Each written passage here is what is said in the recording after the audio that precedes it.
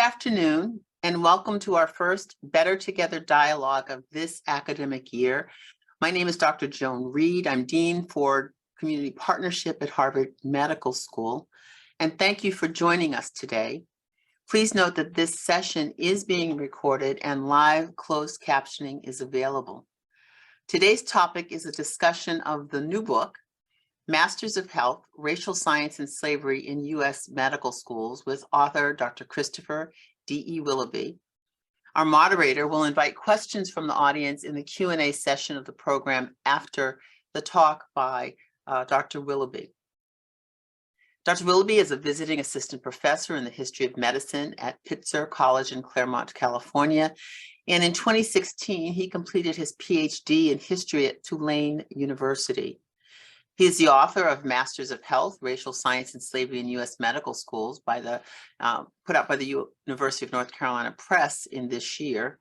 And with Sean Morey Smith, he edited the book Medicine and Healing in the Age of Slavery from the Louisiana State University Press in 2021. Dr. Willoughby has published widely in popular and academic publications, including the Washington Post and the Journal of the History of Medicine and Allied Sciences. Previously, he has held long-term fellowships at the Huntington Library, Harvard's Charles Warren Center for Studies in American History, the Pennsylvania State University, the Schoenberg Center for Research in Black Culture, and Emory University. And with that, we'd now like to turn the program over to Dr. Willoughby for his presentation. Turning to you, Dr. Willoughby. Thank you so much for that introduction. And good afternoon or good lunchtime for those on the, assume all of you on the East Coast. Thank you for coming. Thanks to Dean Reed and the Harvard Medical School's Office for Diversity, Inclusion, and Community Partnership for inviting me to discuss my book with you today. As you'll see, the history I'm about to discuss highlights some disturbing chapters in the history of early American medical schools, including Harvard's. That being said, over the last 5 years, I'm proud to have been welcomed and found considerable support for this critical history from many folks here at the medical school and on campus in Cambridge. First, Scott Podolsky and the Center for History of Medicine have been unwavering in their support for my research, having first given me a grant back in 2017. Likewise, the curator of the Warren Anatomical Museum, Dominic Hall, has been an amazing source of information as I wrote the book. I was also glad to finish the book while a fellow last year at the Charles Warren Center for Studies in American History. Finally, I should thank various faculty and staff across Harvard's campuses, including Sven Beckert, Vincent Brown, Evelyn Hammonds, Christine Hutchinson-Jones, Jessica Murphy, and I'm sure there are others who I've forgotten but have been incredibly helpful in my research at Harvard these last 5 years. In short, it's an honor to be back and to have been welcomed into this academic community. I also should give a bit of a content warning. My talk engages with themes such as medical racism, suicide, violent subjugation, and includes images of spaces with human remains. Some quotes also include outdated racial terms. With that being said, I'm glad for this opportunity to tell you more about my findings on the history of slavery and racial science in U.S. medical schools. I'll do so first by discussing an individual story of how medical professionals' embrace of racial science affected diverse lives. The story acts as a segue to describing the book's larger argument about how medical schools became the central site for the dissemination of biodeterminist racial science in the last decades of chattel slavery in the United States. Given my audience today, for most of my talk, I want to focus on the parts of the book that examine how race was taught in medical schools, studying a pedagogy that asserted that racial differences were real, permanent, and could be used to organize American society into racial hierarchies. Then I will engage with how environmental theories were used to naturalize the poor health outcomes of enslaved people. Whether it be racial anatomy or environmental racism, antebellum medical students learned racial science through diverse methods, ranging from reading textbooks and listening to lectures, to measuring skulls and writing about race in their senior theses. Thus, I want to begin by telling you the history of Stormont as a window into the intimate effects of antebellum racial science. And we can see here Oh, wait, sorry about that. You can see here, this is a pamphlet or an advertisement for the racist exhibition that Stormont was in.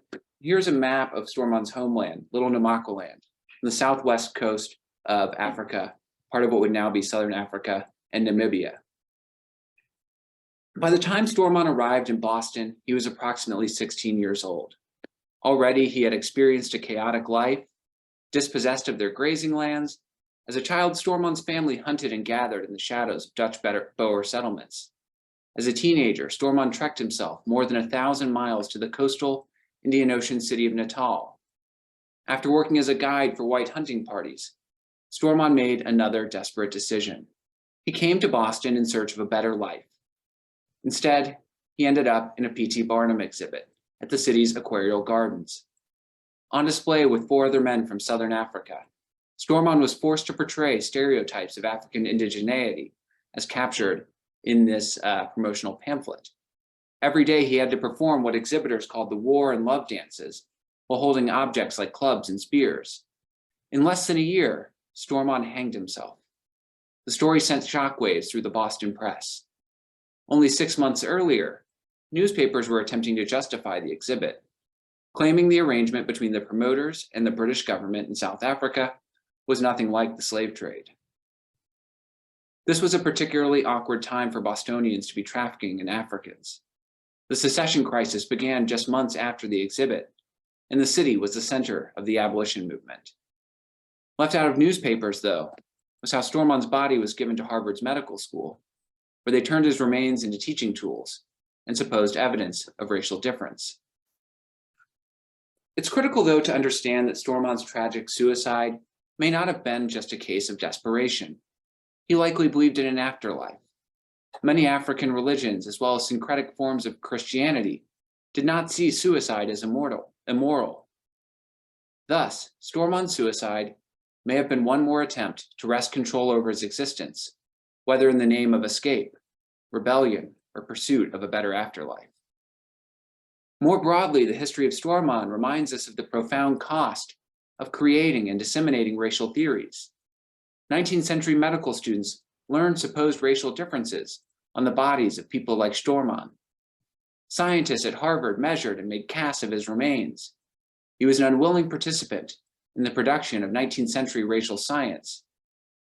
Moreover, collections of people's remains brought prestige and scientific legitimacy to medicine and the allied sciences.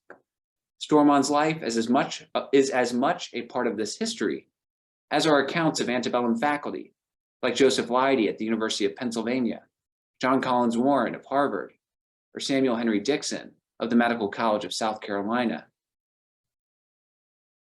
Masters of Health then captures titanic shifts in the history of American medical education, spanning from only one medical school in 1765 to over 50 at the start of the Civil War.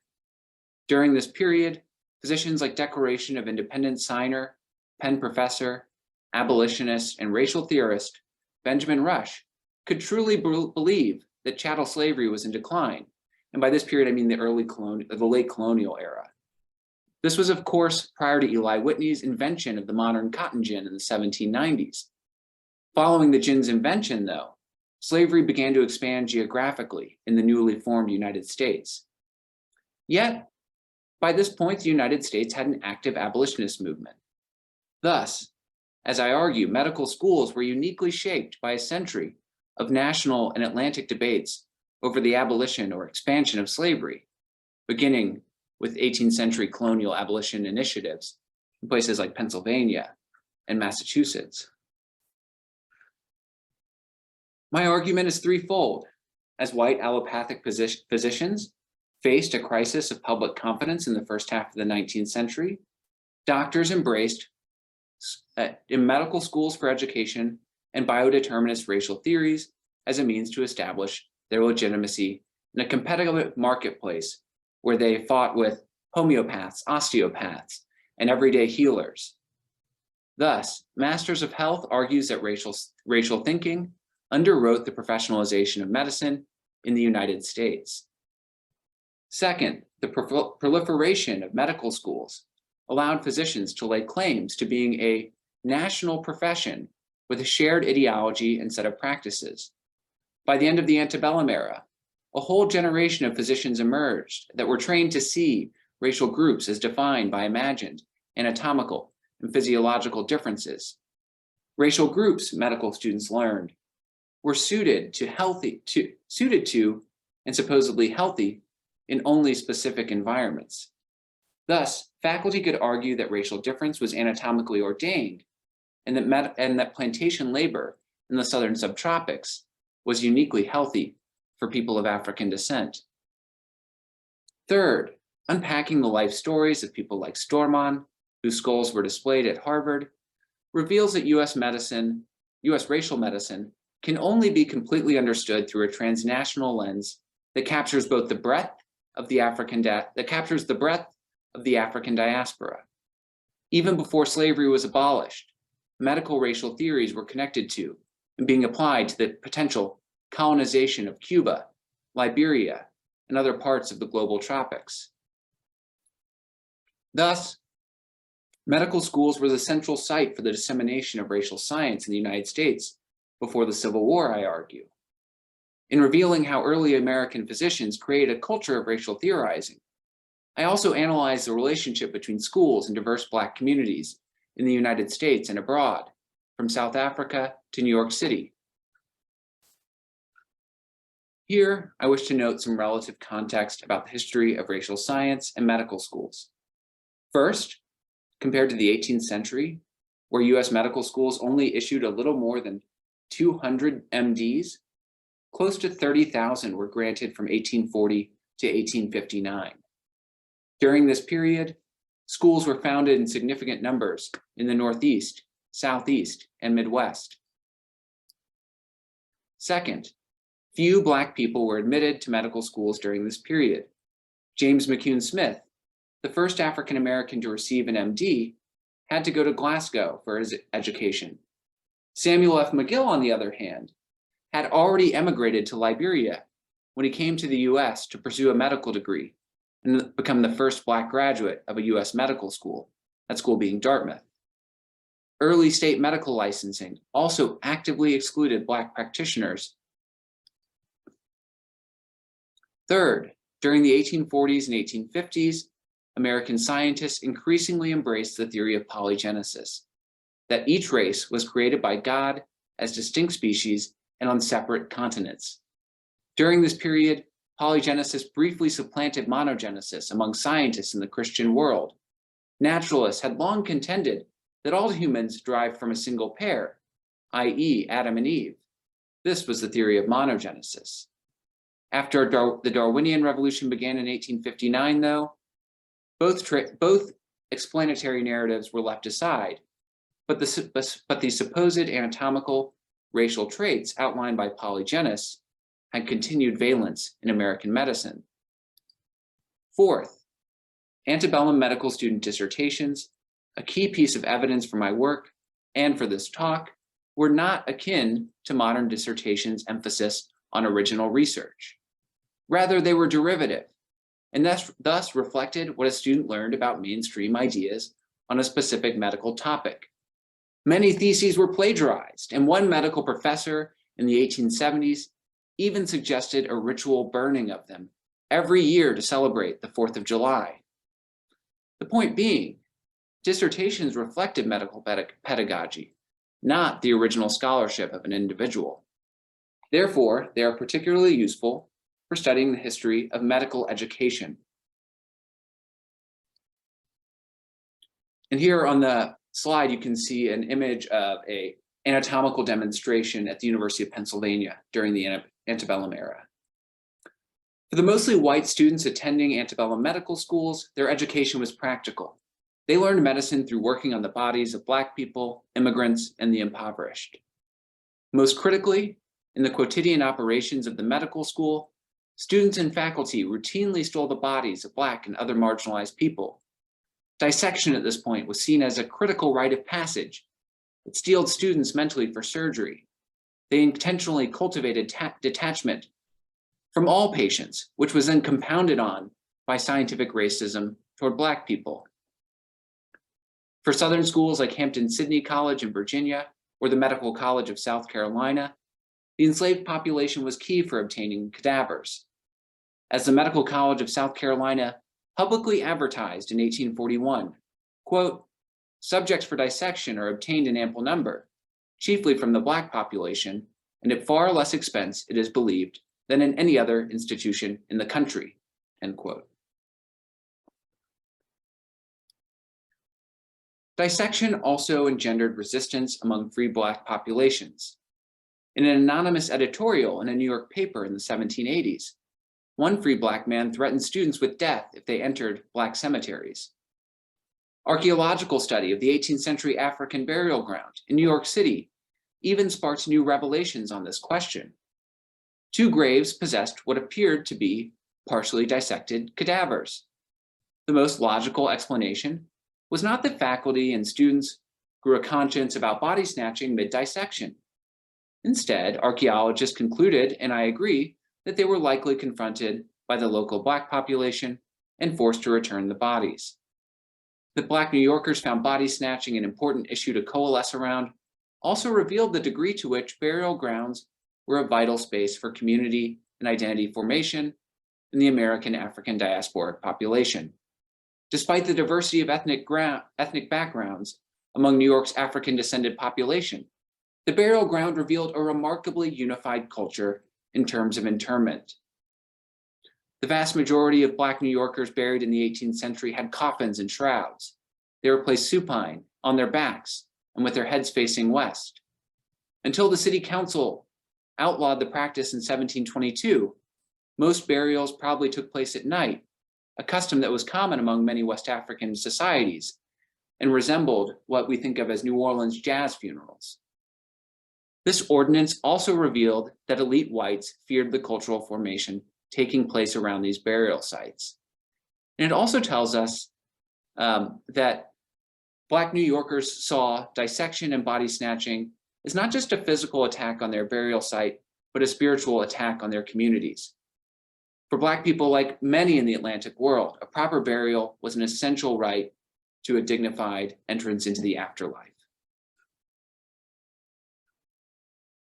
As may be becoming increasingly clear, racial theorists in early American medical schools directed much of their attention to anatomy, dissection, and human remains. For example, antebellum racial scientist and medical professor at the Pennsylvania Medical College, Samuel Morton, included racial skull measurements in the anatomy textbook he wrote. So too did faculty at the University of Pennsylvania, William Horner, and his successor, Joseph Leidy. Lectures illustrated this further. Faculty like Leidy or Oliver Wendell Holmes Sr. at Harvard described supposed anatomical differences across the body in their lectures. In his anatomy lectures at Penn from 1853 to 1891, Joseph Leidy taught students about supposed racial differences in the cranium, going into depth on facial angles and cranial capacity. Leidy told his students that there were more significant anatomical differences between lions and tigers than Black and white people. Yet no naturalist ever argued these felines were the same species. Specifically, Leidy demarcated numerous supposed anatomical characteristics peculiar to African descendants' bodies, including narrower pelvises, longer limbs in relation to the body, longer foot, shorter toes, shorter neck, smaller and longer heel bone, no arch in the foot. To his students, Leidy depicted African descendants' bodies as diverging from whites, literally from head to toe. These small differences were negligible on their own, Leidy contended, but when combined, they defined African descendants as an entirely distinct species. And here we can see in this panel a well-dressed or set up anatomical theater for lectures. And this is a theater in London at the same time that we're talking about in the United States. But see the human remains arranged around the lecture, images as well. So methodologically speaking, lectures employed a visual style to teach these supposed differences that blended oral content with demonstration. Visual and tactile instruction was meant to make medical and supposed racial knowledge easy to retain, and empirical. In the introductory lecture to his first session at Harvard in 1847, Oliver Wendell Holmes plainly explained that his lectures would be highly visual, whether they be on race or any other anatomical subject. In fact, his motto was, quote, illustration. He told his students that anatomy was an inherently optical and tactile discipline, and in most respects, students learned more from visuals than rhetoric. Holmes' first point on the importance of visuals to anatomical lectures focused on retention. Put simply, he believed that students could understand and retain information about the human body better when it was transmitted through rhetorical, visual, and tactile instruction. Holmes argued that the second power of a visually oriented anatomical lecture resided in observation's ability to render anatomical knowledge objectively real. As Holmes explained, I have attempted therefore to render visible everything which the eye could take cognizance of, and so turn abstractions and catalogs of names to substantial and objective realities. Holmes used images, models, and anatomical specimens as a part of a larger pedagogical approach to anatomy. Essential to his lectures about racial difference were the images that surrounded him as he explained whites' supposed anatomical superiority. He even contacted polygenist and Harvard colleague Louis Agassiz for works from his private collection. Holmes commissioned enlarged artistic reproductions of figures from prominent racial science texts, like Harvard medical grad Charles Pickering's The Races of Man. Most visuals in Pickering's monograph were sketches of people that he encountered during the United States exploring expeditions circumnavigation of the globe, which lasted from 1838 to 1842. And Pickering's text, it's worth noting, was published in early Smithsonian publication. So also noting that the government was getting involved in this as well. Pickering also created a racial map of the world, shaded with different colors, so readers could locate the natural geographic homes of different racial groups. Building on visuals, lectures also had tactile components. Anatomical objects were passed around the room, for example. Skulls were displayed. Holmes even appeared to have instructed his students in the specific methods of measuring crania and how to use a craniometer. And a craniometer is depicted in this slide. And this was Samuel Morton's craniometer, or an artistic rendering of it. And he was the chief racial scientist in the US of the period. Both Leidy and Holmes's teaching careers spanned the antebellum and postbellum eras. In short, the racial theories taught in antebellum medical schools had an enduring rather than fleeting effect. Students also wrote about anatomical difference in their senior theses. Hailing from South Alabama, when J. Ramsay McDowell arrived in Philadelphia in the 1850s, he was certainly well-versed in the white racist thought pervading slave societies. His 1857 thesis, though, displayed the medicalization of this racial worldview and the specific influence of his professor, Joseph Leidy. For example, McDowell was one of several students who, in their thesis, paraphrased Leidy telling the class that Black and white people were anatomically more different than lions and tigers. As well as learning about racial science in a bustling northern metropolis, through medical education, McDowell was privy to a broader set of influences. In his thesis, he cited Louis Agassiz, along with deceased European luminaries and comparative anatomists like Georges Cuvier and Petrus Camper. Education expanded McDowell's worldview and social network. Comprised of half Southern students, schools like the University of Pennsylvania brought together white male youth from across the Mason-Dixon line, or brought together white male youth from across the Mason-Dixon line. It's worth noting that from what we can tell, Harvard attempted to attract Southern students, but generally failed compared to the Philadelphia schools.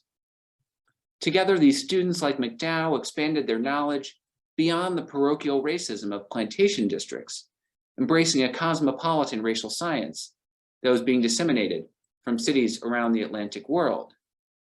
In short, students learned anatomical racial differences, first through textbooks, then through lectures that promoted something akin to active learning. And finally, some students wrote about racial differences in their theses. Polygenist ideas were rife with internal contradictions, though. Frederick Douglass pointed out many of these shortcomings in a speech at Western Reserve College in 1854. For example, that same pioneering craniologist and anatomy professor, Samuel Morton, fetishized Egyptians as the progenitors of so-called Western civilization. As Douglass noted about Morton's descriptions of Egyptians, though, they would have been considered Black and enslavable on Morton's own terms. Douglass asserted, "A man in our day with brown complexion," and here Douglass is quoting Morton for a moment, "nose rounded and wide, lips thick, hair black and curly," back to Douglass, "would, I think, have no difficulty in getting himself recognized as a Negro."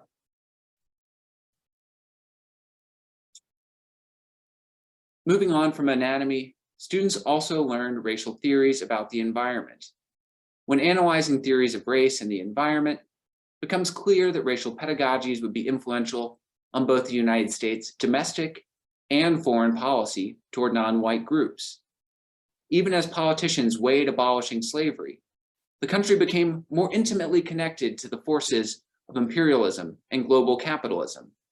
Thus, students began to consider the traits of a global array of racial groups, even as they focused on Southern plantations. When discussing a racial practice in their theses, students echoed significant medical texts on race by important racial scientists and medical professors, like the University of Louisville's Charles Caldwell, Samuel Morton, and Josiah Nott, founder of what is now the medical school at the University of Alabama at Birmingham. Assuming a medical relationship among race, environment, and practice, professors sought to manage the environmental health of each race. Some students considered the question of race and health through larger questions of internal and international migrations, or what we might think of as a racial public health model. These physicians understood themselves as social as well as medical doctors. In a racial public health model, students considered the dangers of epidemic disease and migrations into supposedly unnatural climates, including the potential psychological and embodied damage that was supposed to face Black and white people outside of their natural climatic zones. Here, the logic of polygenesis was critical. Supposedly, different races were created for different climates and diseases. Embracing this logic, students regularly considered the differential immunity and susceptibility of each race for certain diseases tied to specific locales. And for a moment, while I'm only going to really hint at the global implications of this, which is a larger theme in the book, I did want to draw our attention to the fact that people like Nott and these students are really drawing on, in the 1850s in particular, an increasingly global data set on racial difference and disease outcomes. Here in this chart from Josiah Nott and George Glidden's book, Indigenous Races of the Earth, which was published in 1857, we can see that Nott is deeply steeped in the disease and health information of the French and British Empire, comparing racial outcomes in places like India, West Africa, North Africa, and Europe to the perceived racial and disease outcomes in the United States. So just in short, just to note that they're beginning to really think about how these theories can be applied to an American foreign policy. That being said, physicians' distinct approaches to Black health aided in the naturalization of Black people in the South in particular as a permanent biological underclass, meant specifically for only select occupations and geography that could not be subverted. In the case of diseases such as pneumonia, tuberculosis, yellow fever, and malaria, students linked innate protections or susceptibility to African descendant peoples' relationships to hot and cold climates. In particular, African descendants' supposed innate resistance or immunity to yellow fever and malaria made them ideal for toil on plantations in the US South, among other tropical slave economies. Students argued that African descendants could better withstand or even thrive in what polygenist medical professor Josiah Nott called malarial climates, which comprised all of Africa and the lowlands of the South. In an 1856 letter to Knott, printed in his book, Indigenous Races of the Earth, co-founder of the Medical College of South Carolina in Charleston, and by this point professor at the Jefferson Medical College in Philadelphia, Samuel Henry Dixon explained that while whites could never acclimate to malaria, African descendants were mostly protected from the disease. Only a change in location could make them slightly susceptible. Dixon elaborated, if a house slave be sent to a rice field, he may be attacked. Professors like Dixon and Knott characterized African descendants as exceptionally fit for the toil of slavery in the southern subtropics, and students almost unanimously agreed with them. Medical department of the University of Pennsylvania student Elliott Smith inquired in 1857, if persons can become acclimated, why are many who have been raised in the midst of marshes yearly attacked? And why also cannot the white man become acclimated and dwell in security on the coast of Africa? Smith intended these questions to be read as rhetorical. He considered the reasons for racial health disparities as obviously rooted in racial difference. By invoking white health in Africa, moreover, Smith positioned race as essential to the healthy navigation of the Atlantic world and the establishment of US colonies overseas. Of the 28 students who discussed differential immunity to malaria in their theses, only 4 believed that Black and white people were equally susceptible. Likewise, of the 17 students who discussed yellow fever and racial immunity, 16 argued that Black people were less susceptible than whites, or that when Black people got yellow fever, their symptoms were much milder.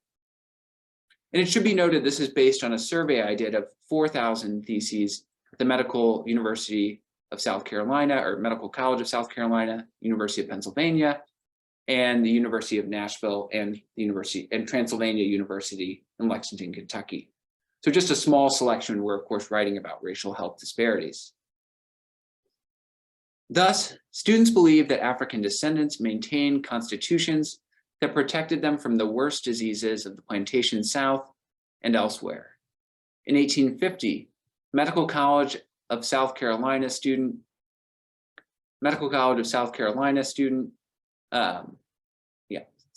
In 1850, Medical College of South Carolina student J.P. Bonner argued that African descendants' protection from tropical fevers was not only vital to the plantation South, but to the entire Atlantic economy.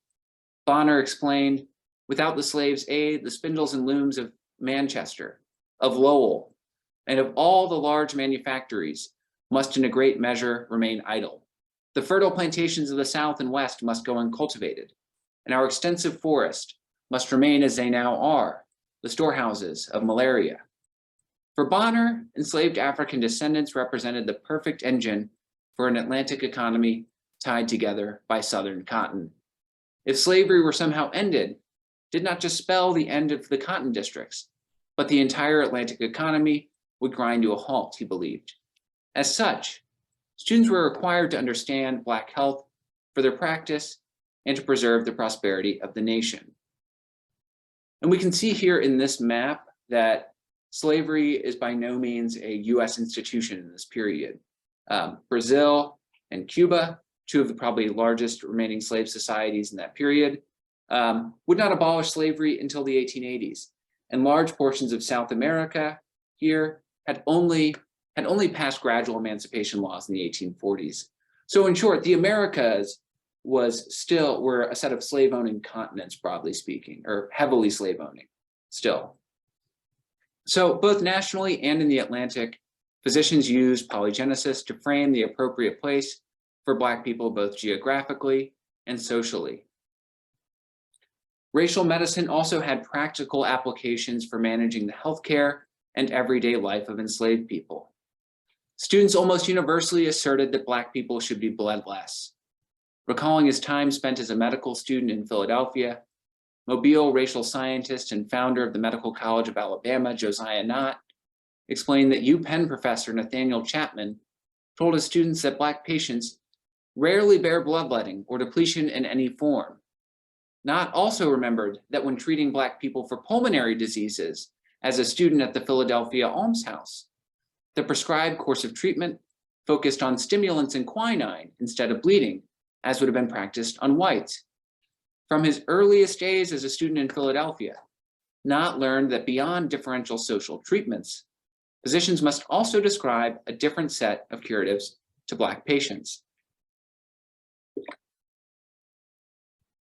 The notion that Black people could safely undertake little or no bleeding appeared to be a near universal tenet of antebellum medicine. In 1852, Medical College of South Carolina student Benjamin F. Carter confirmed that in treating Negroes upon whose constitutions cold exerts a more depressing influence than upon white men's, and whose recuperative powers by the loss of blood are certainly much more diminished. In fact, of the 10 students from the University of Pennsylvania, the Medical College of South Carolina, and the University of Nashville that discussed venesection and race, all agreed that Black patients should be bled less because of their purportedly weak constitutions.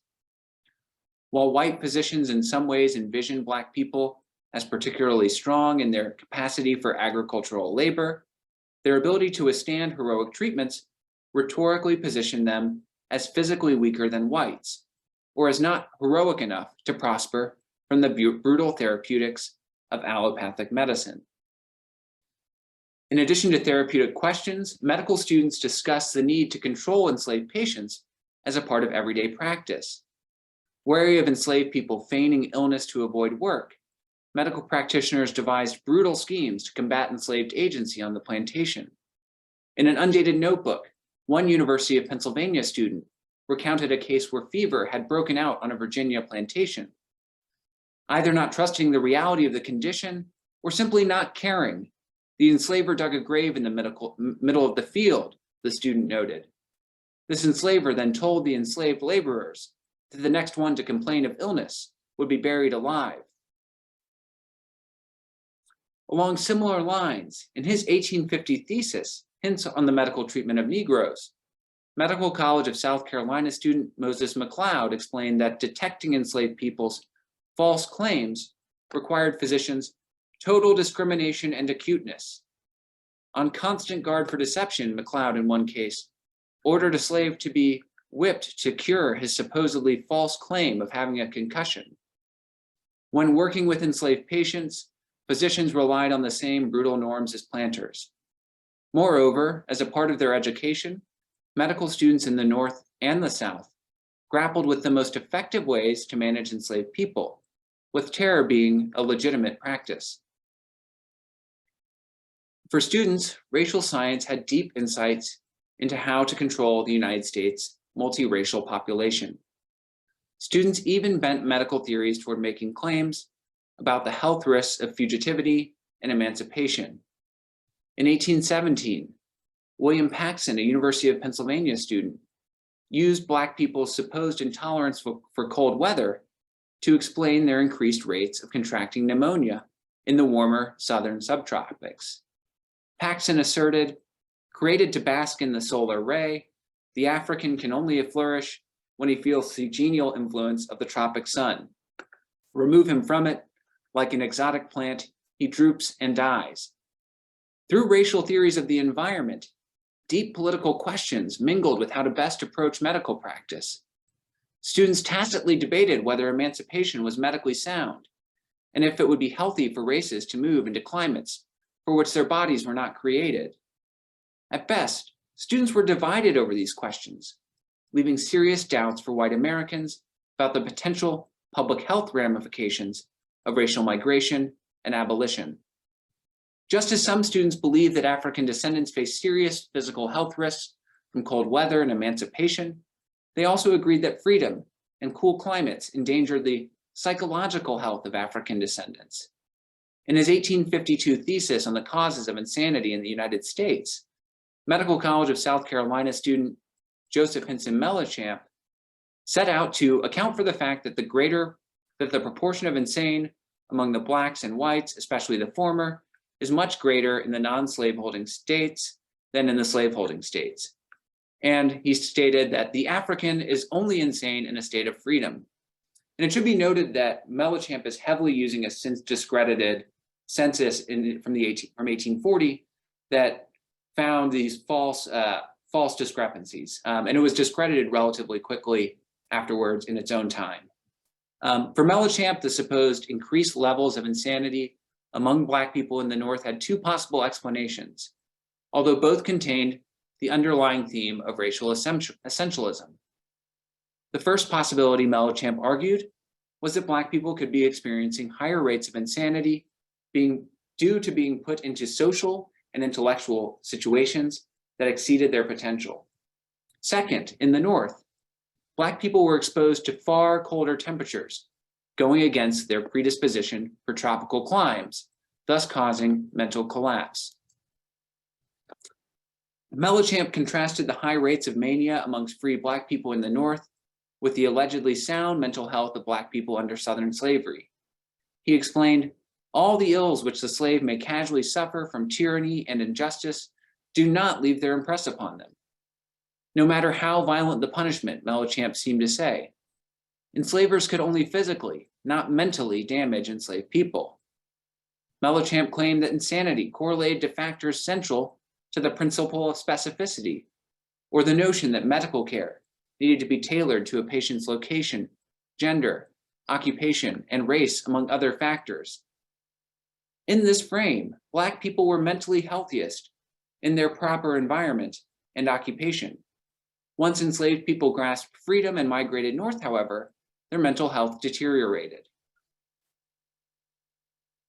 Students even contended that hard labor was therapeutic to Black people and complemented their innate constitution. Specifically, students argued that plantation labor protected Black people from dyspepsia or indigestion, a disease that was the offspring of ease, luxury, and affluence, and according to one student, was endemic to Scandinavia. Protection from indigestion was further proof of the benefits of slave labor. One Medical College of South Carolina student explained in 1842 that the laboring Africans are a class that never has time to lead an active life, and we will find them strong, vigorous, and healthy, and enjoying richly all the pleasures that health can afford. Through racial science, many students depicted Black people as immune to many of the diseases of the plantation. Moreover, their labor regime supposedly protected them from some of the diseases of civilization. Disease immunity, then, existed in the same set of binaries that shaped the social life of the Atlantic world, Black versus white, and civilization versus savagery. Students' essays mirrored the larger racial worldview set out by authors and professors such as Knott, Dixon, as well as faculty like Leidy, Holmes, Warren. They imagined African descendants' bodies as something that reacted wholly differently to the environment compared to whites. Theoretically distinct, African descendants' bodies required alternative social and legal treatments. Mobility and freedom represented the largest public health threats to African descended people in the antebellum era, according to medical students. Fitting with the essentialist logic of polygenesis, that Black people were a different species, students contended that people of African descent would never be prepared for the mental stress of freedom. Perhaps more important, enslaved people faced serious risks if they fled slavery to the cold climates of the free states. Sadly, a bloody civil war and the triumph of emancipation did not lead to the abolition of racist medical school curricula. In his 1874 thesis, University of Pennsylvania student and Philadelphia native Hollingsworth Neal wrote about the anatomical peculiarities of Black people. While the nation had abolished slavery, and Darwinists had mostly usurped polygenists in scientific circles, Neal's thesis closely resembled antebellum theses on racial anatomy. In familiar fashion, he argued that Black people had longer forearms and narrower pelvises. Neal cited his experiences dissecting Black people's bodies and measuring their skulls as a basis for his assertions of white superiority. He explained the frontal bones of the skull, besides having a small cranial capacity in a receding direction, have also larger supraorbital protuberances, very suggestive of the formation in the gorilla. While historians have treated the Civil War as a significant turning point in the history of medicine, Neal illustrated that in terms of racial anatomy, little had changed for the better. Oliver Wendell Holmes, too, continued to lecture about racial difference in craniometry well after the Civil War. Most years that he kept lecture notes after 1865, Holmes taught the supposed racial differences of crania. Differing descriptors were applied, but the broad strokes appeared to be the same. In 1872, he discussed national diversities. In 1873, he covered the different forms of the head, and a year later, the crania of different races. In 1876 and 77, the last 2 years of Reconstruction, he orated about crania in different races. In 1879, students learned about ethnological crania, phrenological, ditto. In 1880, Holmes taught about orthognathoous and prognathoous skulls, as well as some hints on phrenology. Ensuring that further generations of physicians could learn to measure skulls. Upon his retirement in 1882, Holmes donated his craniometer to the Warren Anatomical Museum, where it became object number 7806. Likewise, at the turn of the 20th century, schools of tropical medicine would be founded to train students to manage healthcare on tropical corporate and government plantations. For example, Tulane's School of Tropical Medicine would be heavily funded by the United Fruit Company. Clearly, physicians' role as healthcare managers on plantations did not end with slavery. These are just a few examples from my book, which illustrate how early American medical schools helped enshrine the use of racial categories in medical practice. A focus on institutional racism allows us to unpack how these ideas persisted well after the deaths of their original authors. Ivy League anatomy faculty like Holmes and Leidy taught for more years after the Civil War than before. Moreover, we know that the Darwinian Revolution did not change the way they described supposed racial anatomical differences. Thus, polygenesis lived on in how physicians were trained to see Black people's bodies as anatomically distinct, even as they believed natural selection, not God, was responsible for these differences. Likewise, in the wake of this new racial medicine, physicians could claim it was Black people's bodies, not their poor treatment on plantations or poverty in the North, that caused them to have lower life expectancies and higher infant mortality rates. In short, in Masters of Health, I argue that this institutionalization of racial thought in early America has helped justify the persistence of racial health disparities across profound ideological and political changes in US history. During their earliest attempts at professionalization, I show, medical faculty created and disseminated racial theories that claim biological, not social, determinants were responsible for health disparities. Thank you, and I look forward to this robust discussion. And once again, I really want to express my gratitude for being invited into this space today. Thank you, Dr. Willoughby. Thank you for helping us to understand better how our past has led us to where we are today, and the connections, and in so many ways, the things that we were not told and do not know. So thank you for raising those. For questions and answers, or questions, please also use the Q&A portion. I see some have started entering them, but please continue to do that. But at this time, I'd like to now also introduce Dr. Scott Podolsky. In addition to being a primary care physician at Massachusetts General Hospital, he's a professor of global health and social medicine and director of the Center for the History of Medicine at the Countway Medical Library here at Harvard Medical School. And I'd like to turn this over to you, Dr. Podolsky, for the question and answer portion. Thank you, Dr. Reed, and thank you, Dr. Willoughby, for that sobering and difficult and really terrific talk. And we're sincerely honored here at the Center for the History of Medicine to have played whatever small role we played in supporting your research. The overall research base that you've used is tremendous, and for anyone who's not yet read the book, I strongly encourage you to do so. It's based on analysis of, among other things, thousands of theses from North, from the South. It's a remarkable book based on an enormous research base, and really be congratulated. Your themes and your theses in the book and in your talk really challenge and nuance to longstanding depictions of how the medical profession accrued power and prestige and authority in America.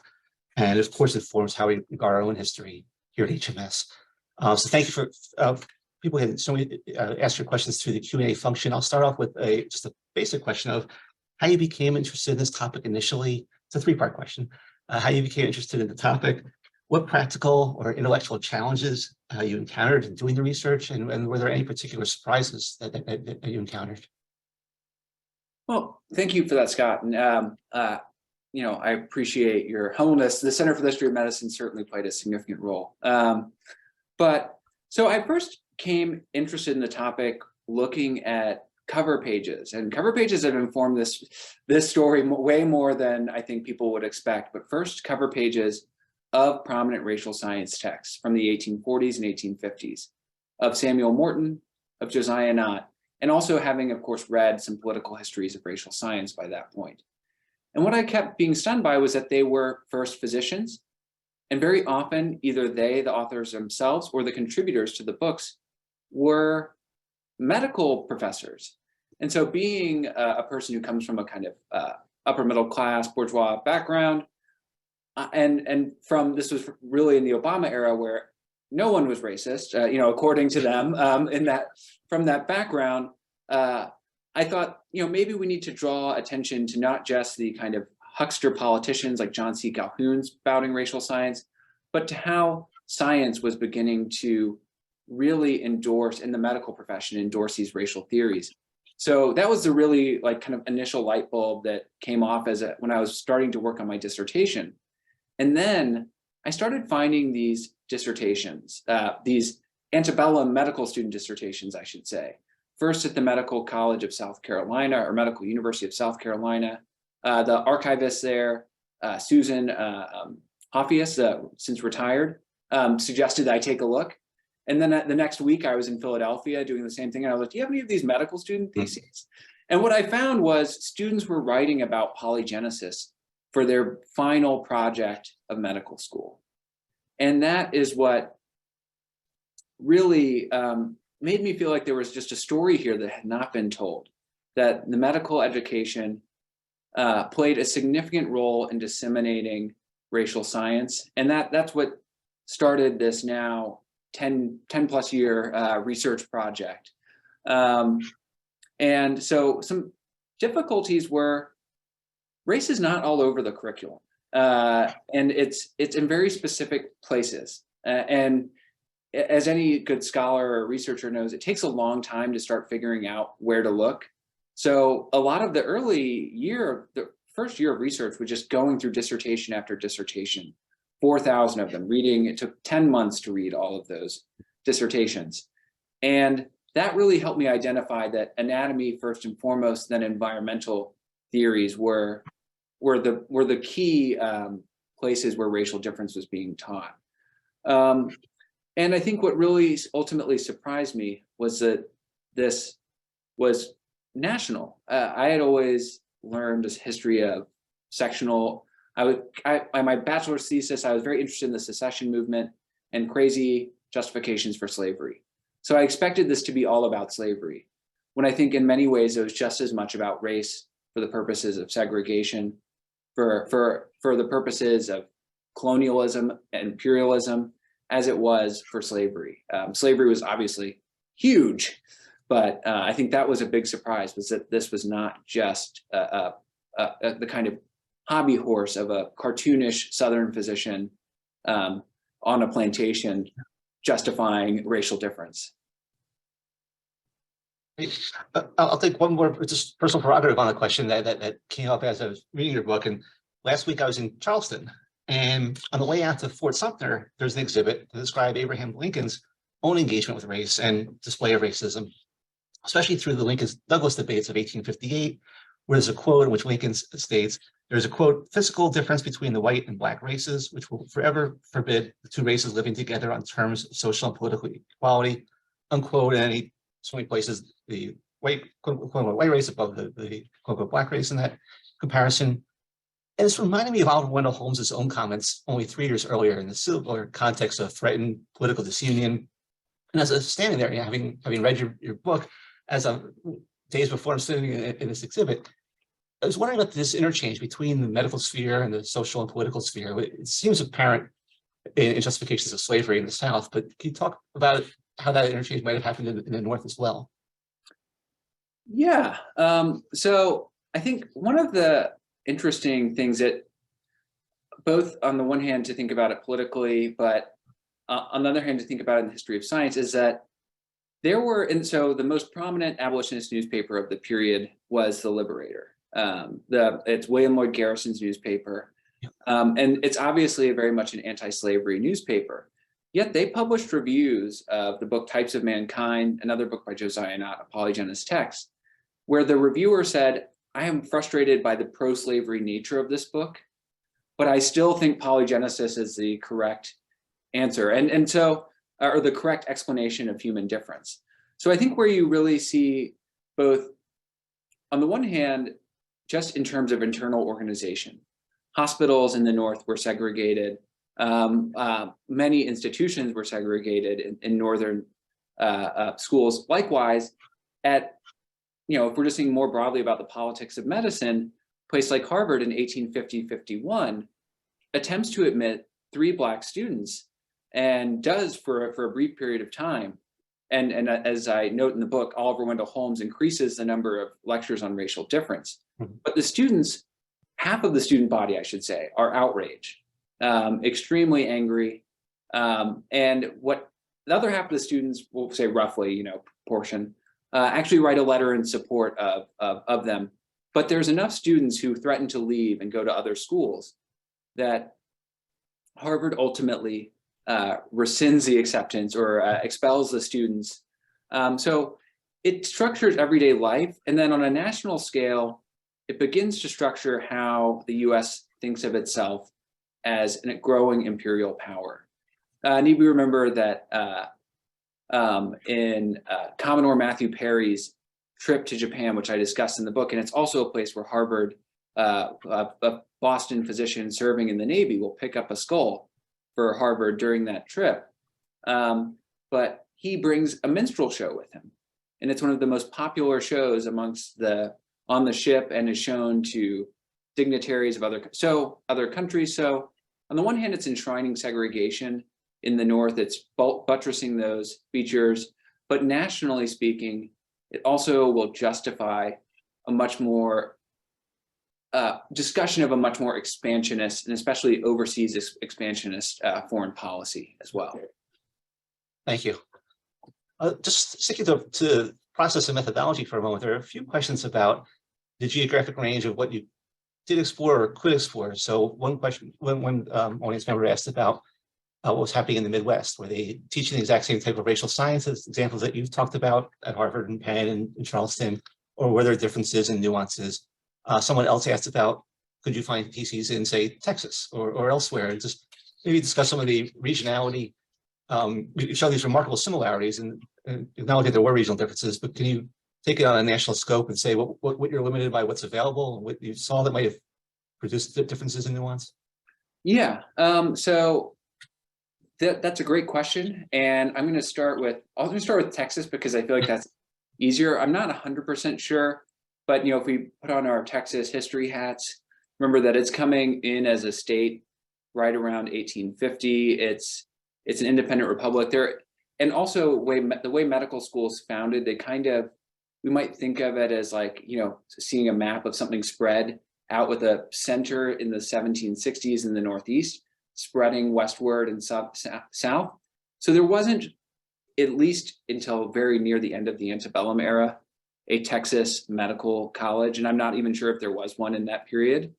But you can see that it was very similar in Louisiana. There's no medical school in Mississippi. It's very similar in Kentucky. The University of Louisville has a very entrenched racial science pedagogy and hires 2 racial scientists on their faculty, Charles Caldwell, who had graduated from the University of Pennsylvania, and Daniel Drake, who had also graduated from the University of Pennsylvania and worked with Benjamin Rush. And they both wrote about racial difference. Caldwell was an important phrenological lecturer in the Southwest and wrote the first American monograph in favor of polygenesis. Likewise, T.G. Richardson, their demonstrator of anatomy, wrote a textbook in the 1850s with 5 or 6 pages basically summarizing Samuel Morton's craniometry. And so I would say Louisville is somewhat Midwest, but the interesting thing about all these schools is they share faculty. It's outside of the really elite schools like Harvard, Penn. So the professor of surgery at the Medical College of Ohio was Reuben Musi, who was also a professor at Dartmouth. And he brought with him his anatomical cabinet every year. And it had a series of 17 racial skulls in it that he would have brought to the Medical College of Ohio, that was available according to his catalog for student usage. And it grouped the skulls by race and had a global scope. So I think the short answer is it's fairly universal. The further you get west, the harder it is to see in the 1850s, just because the schools are being created and have very nascent histories at that point. I don't think there's even I think there's one medical school founded in 1859 in California, but that is, I have not seen any sources there. Just a function of the timing that shapes that. Thank you. But you still show how incredibly interconnected this all is, despite some apparent geographic difference. There are a couple of questions, and I know you address this in the book, that ask you to sort of bring the story up to the present. Right? Why should we care? What are some examples of racialized medicine that we see today, whether in education or in practice? And what are some of the linkages between what you've uncovered historically and what we see today? Well, I think, so I'll start with, there was a 2016 study of UVA medical students and residents as well. And they asked them basically what a series of, I can't remember the exact number, but dozens of specific racial traits, many of them that we would find in an anatomical textbook from the antebellum period. Do Black people, for example, have thicker skin? If my memory serves, a quarter of the residents or students said that they did believe Black people had thicker skin. This is something that's taught at the Medical College of Ohio, and the theory being that that's why Black people do not get malaria as much, according to Samuel Henry Dixon. Likewise, denser bones, something that Charles Caldwell argued about in favor of.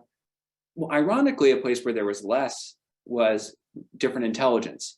That was something that the same study they found in the lay population. But in terms of medical and differential outcomes, that there was medical students, a majority of them believed in at least one, we'll say, racial anatomical stereotype. And so what does this fundamentally tell us? Well, A, is that race is still believed to be a functional scientific category with specific anatomical traits by a significant number of the medical profession, and not just in ancillary, unelite programs. And what Masters of Health is trying to show is that this ideology becomes entrenched. The racial categories we use today, even though they change a little bit, are created by French and American scientists in the 18th century to describe people who have since moved around, created couplings, different ancestral relationships to different populations. Not that those categories would have even worked in the 18th century, but the further one moves, the more the world has been wrought together by trade, migration, international exchange. It makes even less sense to put people into 5 genetic silos than use that as a proxy for health outcomes. So I think fundamentally, outside of the social determinants of health and using race as a social category that has social functions, one of the key things we need to learn is that to abandon the scientific race concept, is that this is a concept created by a world of slave owners that groups people into remarkably durable social groups. Like when we talk about something like, I've heard in discussions with physicians and physicians of that same identity, something like, well, Asians are lactose intolerant. You say, well, which Asians? Certainly there are huge parts of Asia where lactose is a critical part of the diet. So I think we need to abandon, and not to say that everybody agrees with this, but that race can be a proxy for genetic ancestry. That would be, I think, one of the biggest learning lessons, and where we've seen this history and this concept re-envision and reimagine itself decade after decade within parts of the medical profession. Thank you. Certainly through today. As we're engaging with this, and especially as well, I guess one question: are American medical schools, in your opinion, doing enough to reckon with their problematic aspects of their past and their impacts? If so, are there examples of certain schools doing this particularly well? So first, I would say we can probably never do enough. I want to get that out there. So, or at least it's hard to imagine what doing enough would look like at this point, given the ongoing problems of racism in the U.S. But and if you had also asked me this 10 years ago, I would have said categorically no. But I think we've seen a lot of improvement. What I'll say, and I think institutions most recently that stand out to me, Harvard, Penn, even as there have had significant failings, and I think sometimes it's the institution that lags behind the faculty and the students, but have started to really address the deep-rooted entrenchment and histories of these institutions, imbrication with exploitation of non-white people and proliferation of racial ideologies. Just, in the last few months, Harvard has released a report that captures the racial science of the medical school, and more recently about the use of human remains. Penn is starting to repatriate bodies of people who were stolen for their anthropology museum. And I think those are signs and steps in the right direction. And obviously we have a much more diverse medical student body and medical profession than in the 19th century, much less even 40 years ago. But where I think there's a lot of, in each one of those spaces of self-study, unpacking historical wrongs and apologizing and making recompense for them, as well as diversifying student population or ensuring there's a diverse student and faculty population, I think there is a place where institutions are still lagging a little bit, in my opinion. And maybe, having written a book about racial science and slavery in the history of medicine, I might be biased, but I think medical schools need to embrace historical education of these topics.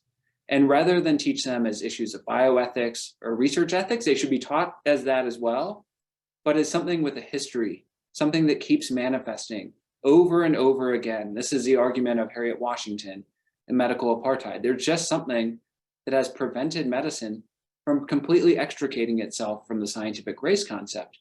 And I think a deep historical analysis and really reading and checking the receipts, it's hard not to go, this whole system is built on a house of cards. Why?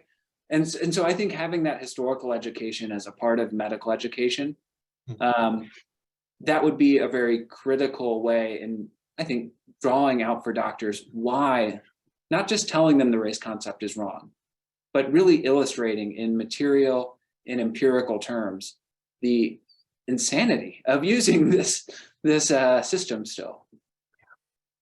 And as a subset, there's a separate question that relates to this. It asked about the teaching of anatomy today and your knowledge of the degree to which anatomical teaching is complemented by such historical reflection in this country today.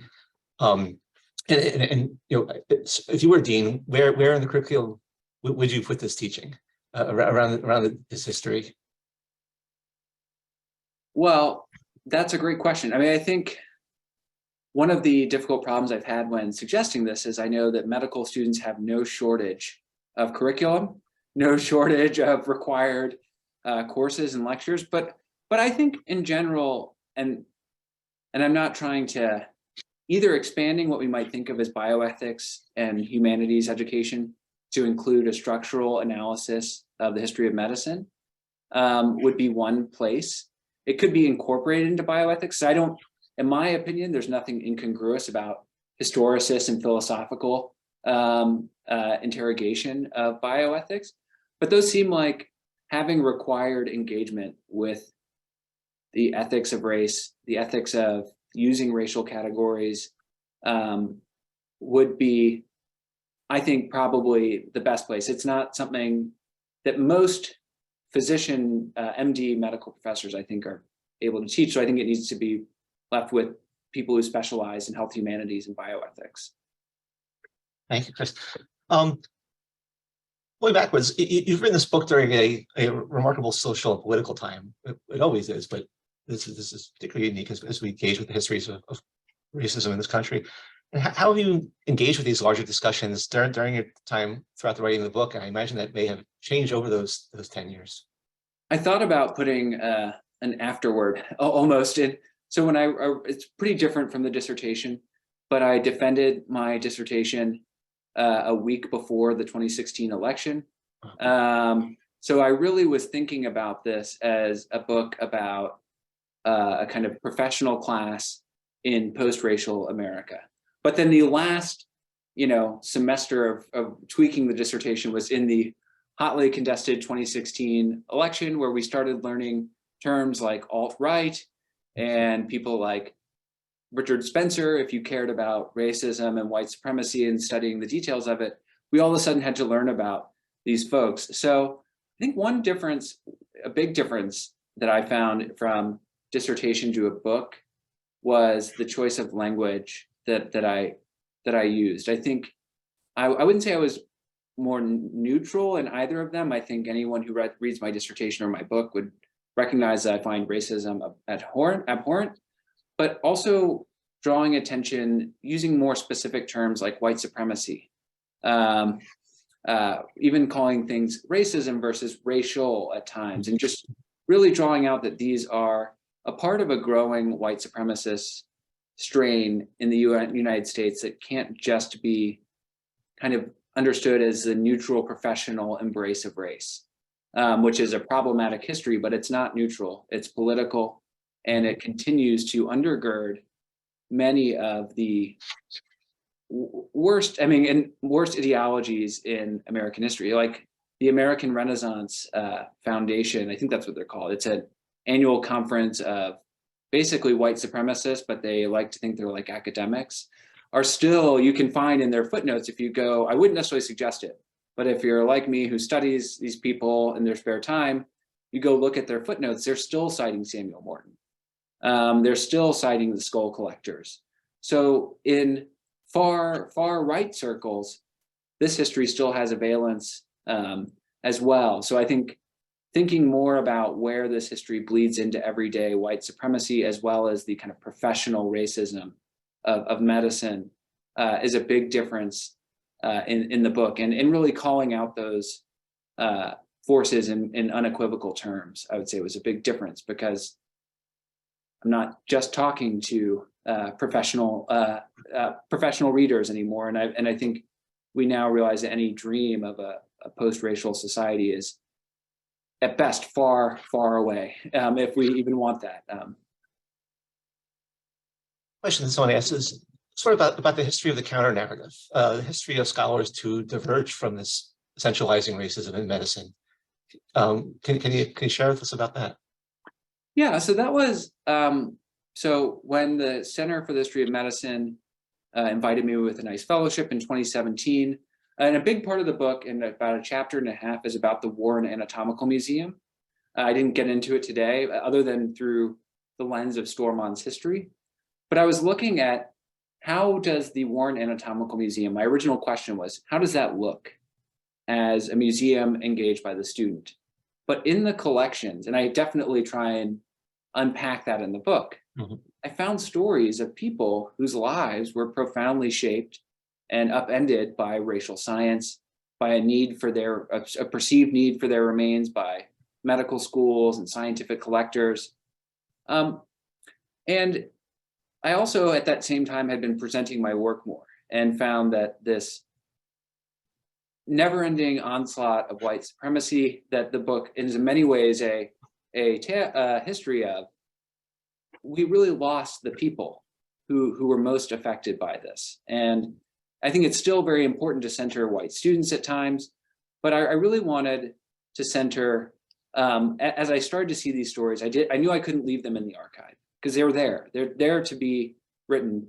And I also knew that it would make the history much more powerful to explain how it affected a real person. I'm kind of amazed that my mom finished the book in record time, but what she comes back to is the case of Stormont. What made her understand how, other than, generally racism is bad, but how disturbing, how violent in some ways this history is, was through that counter narrative and through recounting the life of a person, the dignity, the indignities they faced, and the choices they made. Because Stormont is making choices throughout his life.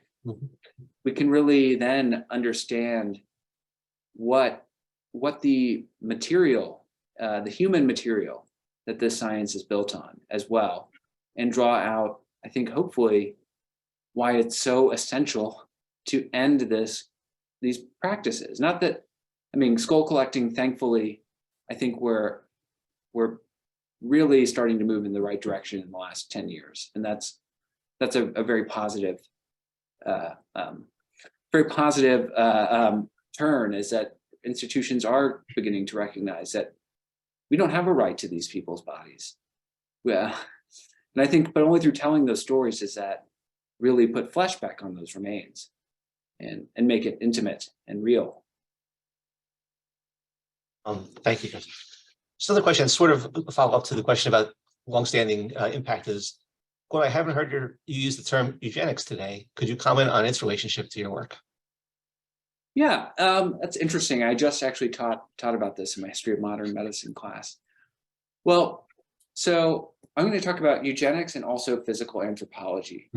So I think where my work most directly contributes to the history of eugenics is eugenics tends to be told, not exclusively, but as a story of the post-Darwinian world, of when science and medicine became scientific and professional. This early theory of racial groups, but also there are obviously other facets of eugenics than just race, but gets adopted by the medical profession at the turn of the 20th century. We then, or the medical profession, after the kind of fever dream of World War II in the first half of the 20th century, wake up to the evils of eugenics and, for the most part, abandon it. I mean, we've updated that history, certainly, but that's, I think, the broad popular narrative. But what Masters of Health shows is, A, that race was becoming an entrenched part of medical education before the scientific guardrails of the postbellum era were put on medicine. To the extent we even think those are always a great guardrails. But so I think it shows, A, this is not an episodic history, and B, that there was a natural pivot in the era of genetics towards a eugenic framework, because doctors already believed that race was real. Race was biological and entrenched. So now when we look at eugenics, it's not something that came as if from nowhere, because too often polygenist racial science, the emphasis was on its politics, not on its science, not on its medical applications. So we can see this trend in medical thinking that goes from polygenesis, the anatomical era of difference. In the 19th century, the skull is the symbol of the medical profession, or the skeleton is, I should say. Whereas in the 20th century, it'll become the stethoscope. And so that's a big shift that I think it contributes to, is just creating a normative space for discussion of race in the medical school that the eugenics movement will just naturally slip into. Second, racial science and polygenist racial science has a second career in physical anthropology. The skull collectors will basically, in the case of Harvard, move to Cambridge. Much of the Warren Anatomical Museum's human remains are now at the anthropological, the Peabody Museum now. So that racial science, obsessed with skull size, obsessed with measuring different parts of the skeleton, that will also be one of the two key kind of fields that will shape the rise of anthropology. And it will be challenged, of course, by Franz Boas and the cultural anthropologists. But so what this does is it creates a space where even after polygenesis is discredited, there isn't a moment of reckoning with whether or not race should be discredited. It's just that theory that's left behind. Thank you. It's really, really instructive. I could keep asking questions all day. It's been really, really enlightening. I'll ask you an easy final question. Maybe it's not an easy final question. Well, tell us your future plans and what you're working on now. Well, I think you know the answer to this one, Scott. But so, like I said, when I found those cases of like Stormont in the archives at the Center for the History of Medicine, On the one hand, knew that I didn't want to leave them behind for the first book, but I also knew there was a bigger story to tell than the short chapter I have in my book. And this also gets to another interest I have. I've always been interested in American foreign policy, and I've always been interested in the US as a transnational historical space, and that's more international than we give it credit for in the 19th century. So that book is a history of a series of short micro histories, or we might think of them as biographies also, of individuals whose remains get collected and end up, hopefully theoretically, at Harvard Medical School. It could be a couple of different medical schools depending on how the book shapes out, but telling their stories from birth to death, and really revealing both in intimate detail how this history is built on the destruction of lives of European global expansion in the 19th century, but then also drawing out those intimate political histories. So in the case of Stormon, getting into what changed in the 50 years before Stormon was born in South Africa that forced him to first migrate from the western part of Southern Africa to the eastern part, then make a desperate decision to be recruited into a P.T. Barnum exhibit. Nobody does that if their life and their whole space and world is not completely disrupted. And so getting into histories that both bring emotion and life, not life, but like really intimate stories of people, but that also situate them in a changing geopolitical landscape of the global 19th century. Well, yeah, I mean, going from political economy to personal narrative has strong resonance here, as you can imagine. So obviously look forward to your future work, and really want to thank you again for just an absolutely enlightening talk. And I'll pass this over to Dean Reed. I want to thank you so very much for this. For me, it's this moment of this enlightenment and this knowledge that has been shared, which in an academic setting leaves me excited to want to know more and ask all new questions that I didn't even know to ask before. And to me, that's where we need to be. There's so much more that we don't know. And it's time for us to do that. As you mentioned this part about this moment of reckoning, and I think part of that reckoning is also uncovering. But with that uncovering and unpacking and raising awareness becomes a part of that we didn't talk about as much today, of what do you do with that? So it's one thing to become aware, but then where do we take it? And as we unpack, how do we re-examine how we practice and what our beliefs are and the ways in which they may negatively impact patients or populations or impact differently? And so to me, this is an important moment in time for us to, in the Harvard term veritas, to start to put out new truths in terms of our history. The title of this is talked about slavery, but what I heard from you was about also economics and power, and about exploitation and trauma and violence for many that doesn't always get packed in those conversations. Not just slavery, but also imperialism and colonialism, the kinds of things you're talking about, where you're going to take the work. So again, a challenge for us to not only acknowledge our past, understand how it impacts our present, but what are we going to do into the future?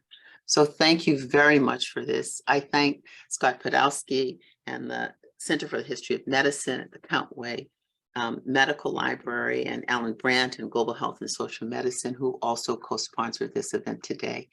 Thank you very much. And thank you to all who participated in today's session. Thank you.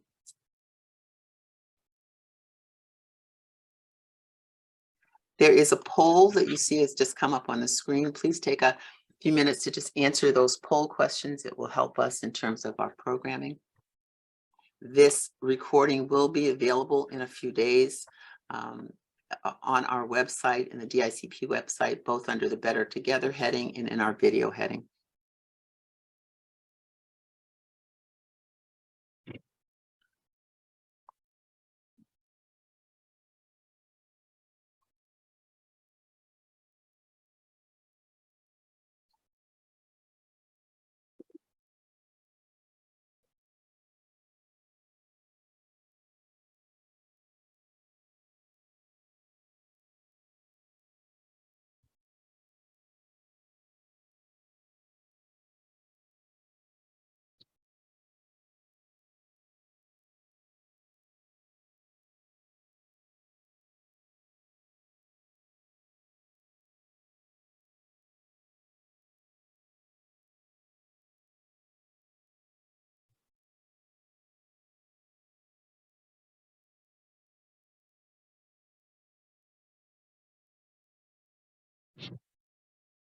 Thank you. I think some people are still answering and some are still on. I just want to say thank you as we end the session.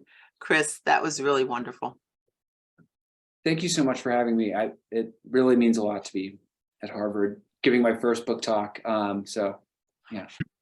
And Chris, there's a final question for the people who are still on saying, tell us the name of that book again. Go ahead. Oh, Masters of Health, Racial Science, and Slavery in U.S. Medical Schools. Get it wherever books are sold. I'll have you know, in the Q&A, someone wrote that they were purchasing the book during the session to be able to use it in their class. Awesome. So many great questions. Yeah. Absolutely. And we're going to absolutely incorporate that in our teaching here, of course. Actually, I have some people I want to send this to. So that is as mentioned, as people are still on. Chris, are there individuals, you or others, who are looking at how does part of this information get translated? We talked a little bit, and Scott raised the question about, you talked about bringing it to medical education, be it through bioethics, or I don't think it needs to be bioethics. I think that there are elements of this pseudoscience and racialized science that are embedded across the curriculum and in multiple areas. And so it's not like you have to put on your bioethics hat to understand that there's something that's false that's being taught. But translating it back for others to start to understand. I think I do a lot of work with K-12 and college students so that they can also start to understand parts of this. So are there some who are working on how do we tell part of this story to younger individuals? You know, I don't know. I could say that there are folks who have written, I mean, well, I think my book is adoptable for undergraduates. It's not necessarily written but somebody like Deirdre Cooper Owen's work, while she's not working on education, has written an incredibly accessible book that I teach, and it's called Medical Bondage, about slavery and the foundation of American gynecology. And I found that to be something that undergraduate students, and perhaps even younger, really can access what the kind of, the violence, as well as the ideological components of this history. So I think that's one thing, but I also think it's a curriculum that's yet to be developed. That's one of my long-term agendas, goals would be to try and work with, I think, folks who are also in the medical school and know where that education is needed, but then also to create a broader curriculum that can hit at multiple different levels and capture why this history is so formative to our present. But I think this sort of partnering and coming together with those who are developing the curricula and teaching the curricula and planning together. But I also think in terms of, and here I'm taking it from a perspective of as a Black woman, of how our children can come to understand some of the myths that are out there are not real. Like, not have to wait till you're 20 to figure out that this isn't real. I think part of it is we need a robust elementary education. I mean, on why race is a fallacious concept. And I think, why I'd like to think, and I don't think it's true, that would not be controversial. It shouldn't be controversial, but I fear it would be. That's critical, because even in the 1850s, elementary school textbooks taught about racial difference. They knew that you have to get the people when they can develop assumptions that they'll, in many cases, not challenge later. So I think, being in conversation with the Department of Education, as well as thinking about how to get the history of racism into Common Core, and make sure that's a part of the Common Core and that people teach it. That would be, I think, another place we need to go. Thank you. Scott, this was wonderful. Scott recommended you as the first speaker, and as we're dealing with this topic and looking at where we wanted to move forward at the medical school. Brilliant suggestion. This was just wonderful. Wonderful. Yeah, I don't have that many good ideas, but this was a good one. Chris, it's not telling you anything I haven't already said, that the evidentiary base is enormous. The analysis is novel. The writing is beautiful. I mean, it's powerful. It's important.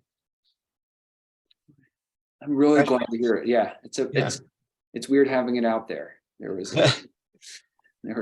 because it officially came out yesterday, but it's been, I guess, being shipped out from the warehouses the last month. But it's very nice. It's gratifying. I don't know, to hear that my thoughts were intelligible. My historical manifesto made sense to readers. Thank you. Yeah, I look forward to hearing about the various interactions you have with these various places that you deliver it. Yeah. Thank you. I think we're gonna end this for now. Thank you again so very much for the kickoff. Scott, thank you for the suggestion. Awesome presentation, Chris. Yeah, great job. Thank you. Chris, Bye-bye. great working with Great you. to see you. Good to see you.